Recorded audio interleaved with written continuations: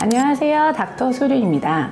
앞선 이야기에서는 질염이 왜 쉽게 반복되고 왜 잘 정리되지 않는지에 대해 차분히 살펴보았습니다. 설명을 듣고 나면 많은 분들이 환경이 중요하다는 것도 알고 있고 점막과 회복의 흐름도 이해하게 됩니다. 그런데 실제 진료를 하다 보면 설명은 충분히 이해했는데도 불편함이 다시 올라오는 순간 선택은 결국 다시 약과 질정으로 돌아가는 경우가 많습니다. 약을 사용하면 실제로 증상이 빨리 줄어들기 때문입니다. 가려움이 덜해지고 냄새가 줄고 분비물이 잠잠해지면 몸은 자연스럽게 이제 괜찮아졌구나 하고 느끼게 됩니다. 그리고 바로 그 순간 많은 분들이 회복과 응급처치를 같은 의미처럼 받아들이기 시작합니다.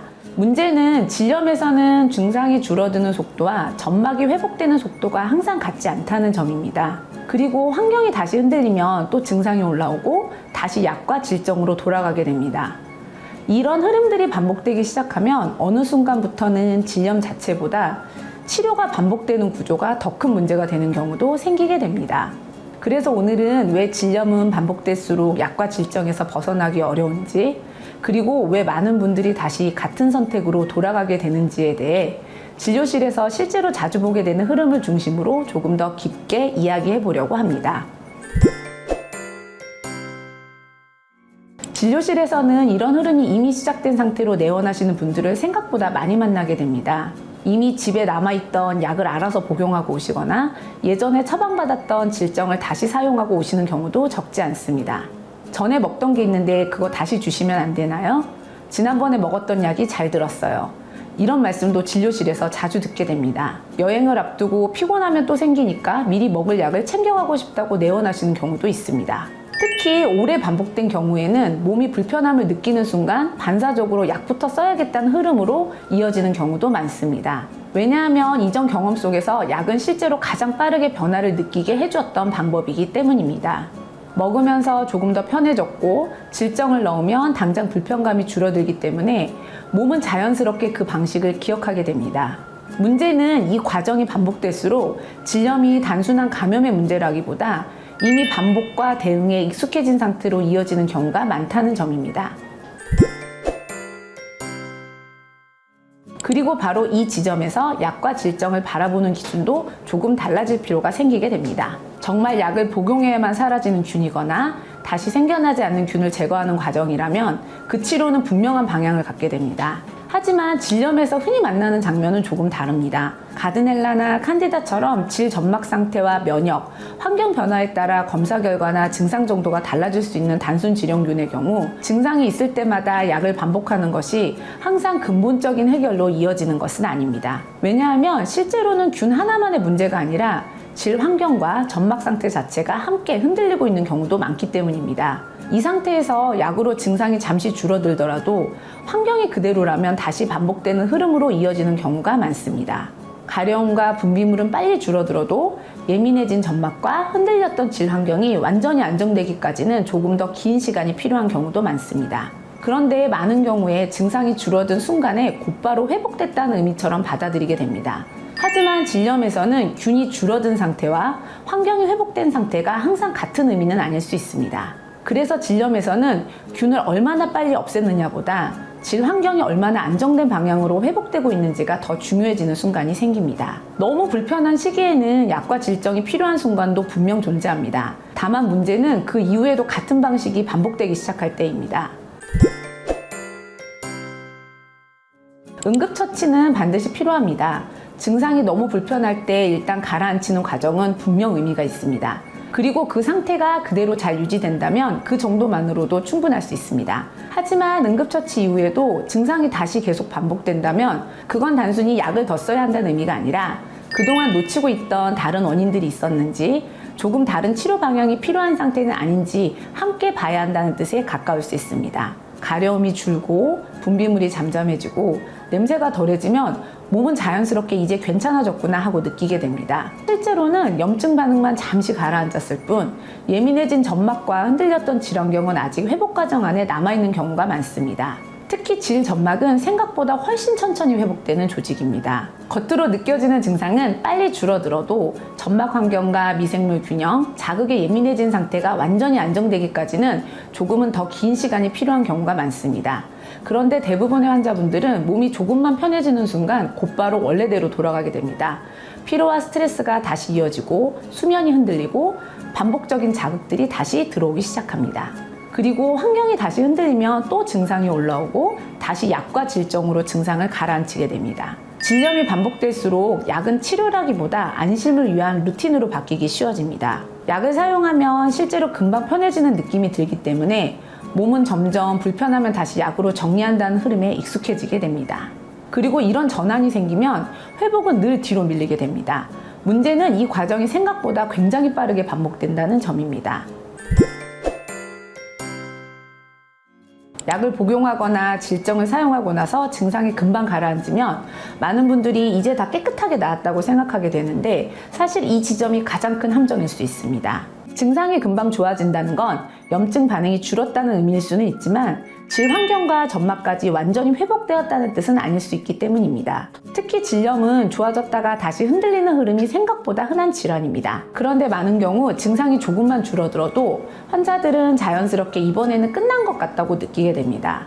하지만 문제는 그 안도감이 몸의 실제 회복 속도보다는 훨씬 빨리 찾아오는 경우가 많다는 점입니다. 그런데도 증상이 사라졌다는 안도감 때문에 그 이후의 회복 단계까지 충분히 이어가지 못한 채 거기에서 멈춰버리는 경우가 많습니다. 그리고 시간이 지나 환경이 다시 흔들리면 또 증상이 올라오고 다시 약과 질정으로 증상을 가라앉히게 됩니다. 특히 질염에서는 이런 흐름이 반복될수록 점점 불편하면 다시 빨리 정리해야 한다는 방향으로 몸은 움직이기 시작합니다.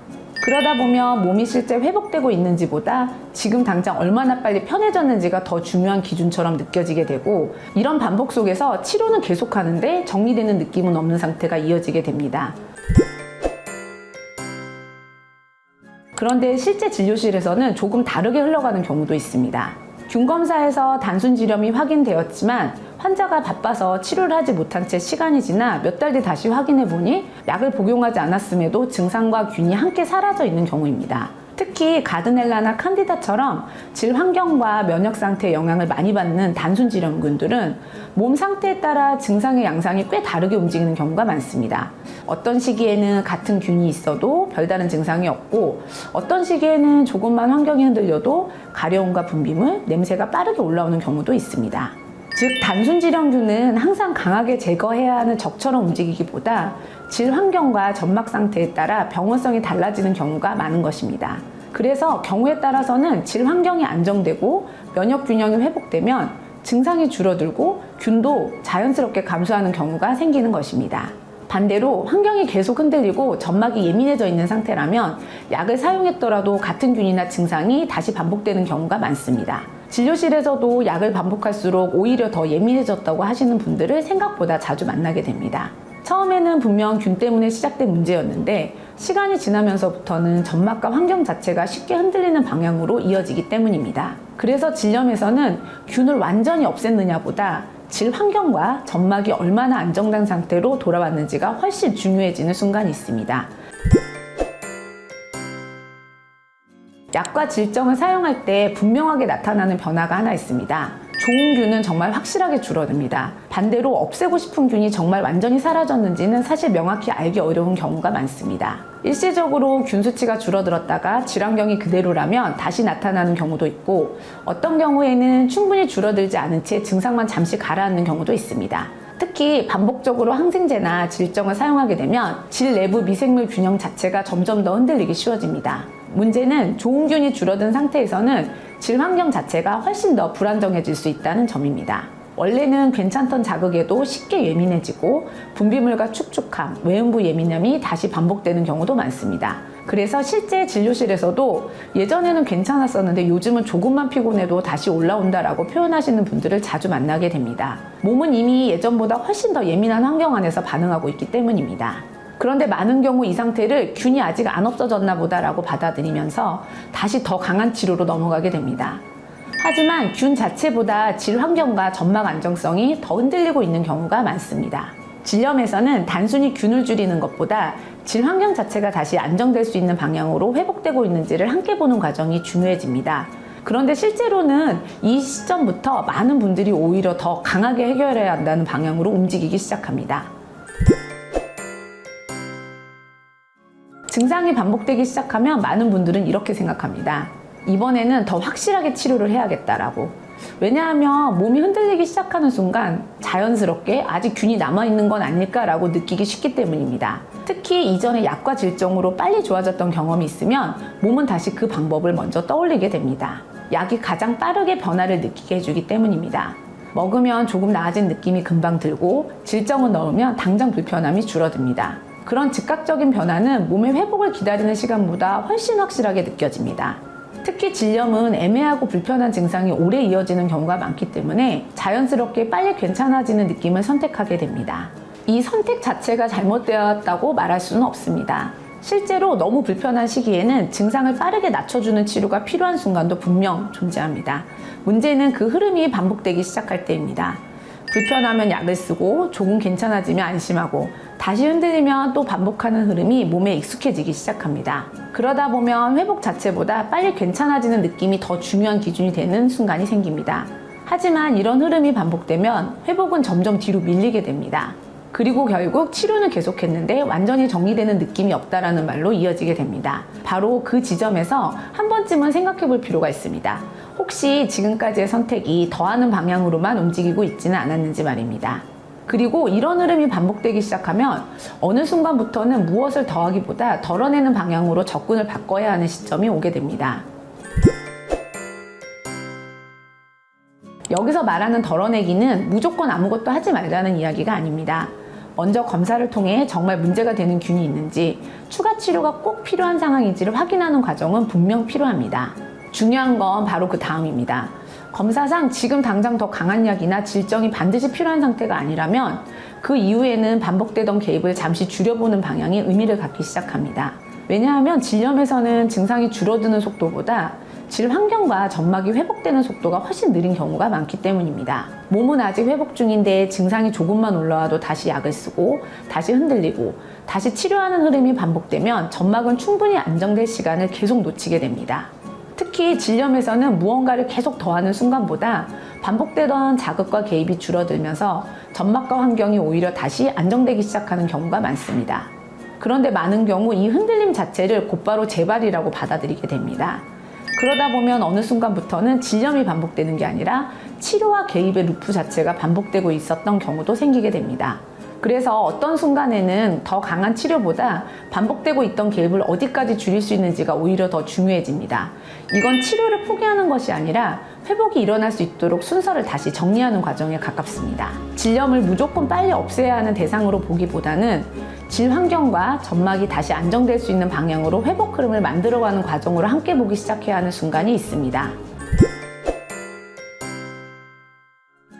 특히 질염이 오래 반복된 경우에는 몸이 계속 빨리 없애야 한다는 방향으로만 움직이는 경우가 많은데 증상이 조금 올라오면 바로 약을 쓰고 다시 흔들리면 또 개입하고 계속 몸을 정리하려고 하게 됩니다. 하지만 어떤 순간부터는 계속 더하는 방식이 오히려 회복을 더 늦추고 있는 경우도 있습니다.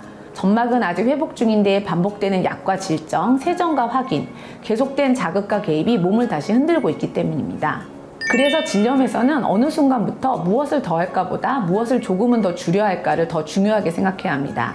이렇게 관점을 바꾸기 시작하면 왜 그동안 질염이 쉽게 낫지 않았는지, 왜 약을 반복해도 낫는 느낌이 없었는지, 그리고 앞으로 무엇을 조금씩 덜어내야 하는지도 보이기 시작합니다. 특히 회복 구간에서는 무언가를 계속 추가하는 것보다 점막과 환경이 스스로 안정될 시간을 확보하는 과정이 더 중요해지는 경우도 있습니다. 질염에서는 좋아졌다 조금 흔들리는 과정 자체가 회복 흐름 안에 포함되어 있기 때문입니다.